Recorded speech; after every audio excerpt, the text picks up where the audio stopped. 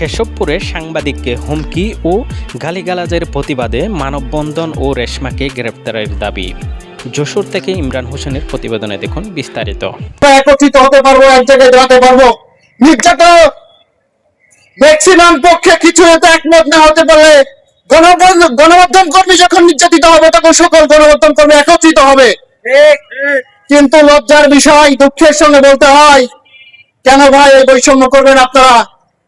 আরে ভাই, আমরা তো মানুষ, আমরা এই সমাজের দুর্নীতি ধর্ষণ করছে তাদেরকে মুখ উন্মোচন করছে আমরা।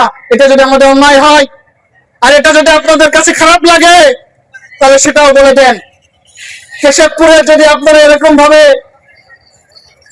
মানুষের, আমাদের যারা আমরা গণমাধ্যম কর্মী আছে তাদেরকে যদি আপনারা নিতান্ত পক্ষে মূল্যায়ন না দিতে জানেন তাহলে ভালো গণমাধ্যম কর্মী এখান থেকে তৈরি হবে না ভাই। সত্য বস্তুনিষ্ঠ সংবাদ পরিবেশন করতে গিয়ে আজকে বিভিন্ন ভাবে বাধার সম্মুখীন হতে হচ্ছে, নির্যাতনের সম্মুখীন হতে হচ্ছে। যারা নির্যাতন চালাচ্ছে তারা সমাজের, আসলে আমি বলতে চাই, তারা চবল্য ভাবে, তারা বিভিন্ন অপকর্মের সাথে তারা জড়িত রয়েছে। যারা আজকে আমরা এক সাংবাদিক যদি নিউজ করে সত্য ঘটনা তুলে ধরে, আমাদেরই সহকর্মী হয়ে আমাদের একই সাথে আমাদের পেশাগত দায়িত্ব এক, আমাদের কথা আমরা সাংবাদিক, অথচ আমরা আর এক সাংবাদিকের বিরুদ্ধে কিভাবে তাকে হেয় প্রতিপন্ন করা যায় সেই কাজে আমরা লিপ্ত থাকি। সাংবাদিকতার পেশায় থাকতে চান তাহলে চাটুকারিতা ছেড়ে দেন। কোন ব্যক্তি হয়ে আপনি সাংবাদিকতার পেশায় থেকে সাংবাদিকের পেশাটাকে কুলুষিত করবেন না।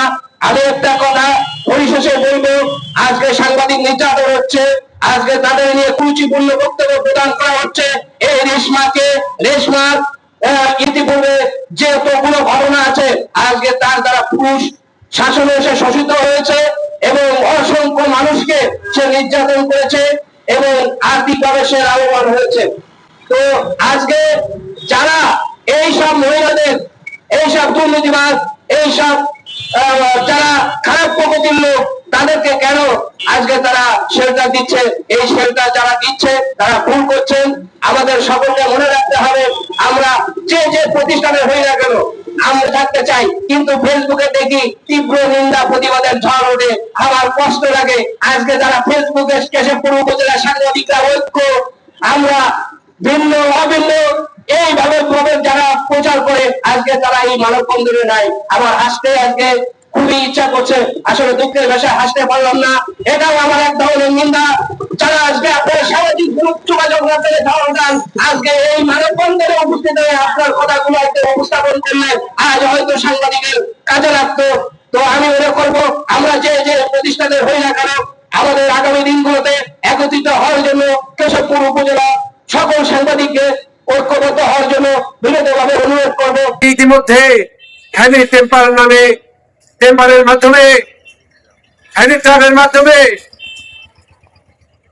কেশবপুরের বহু মানুষকে তাদের সংসার ধ্বংস করেছে।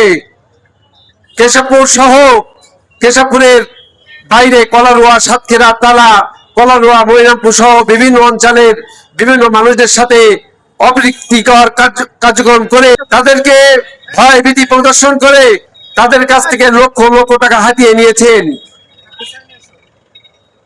তার এই অপকর্ম করতে করতে সে এমন একটি পর্যায়ে পৌঁছেছে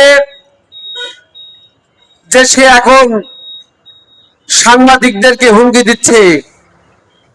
কারণ কি? কারণ তার পিছনেও কিন্তু কিছু সামাজিক মানুষ, কিছু কথিত হলুদ সাংবাদিক, যারা সমাজকে সাংবাদিক কার্যক্রমের মাধ্যমে তারা নিজেদেরকে পরিচয় দিলেও তারা সমাজে বিভিন্ন অন্যায়কে প্রতিষ্ঠিত করার জন্য কাজ করে। যারা মাস্টার মাইন্ড সাংবাদিক হিসেবে হলুদ সাংবাদিকতার কাজ করে, যা কেশবপুরবাসী জানে।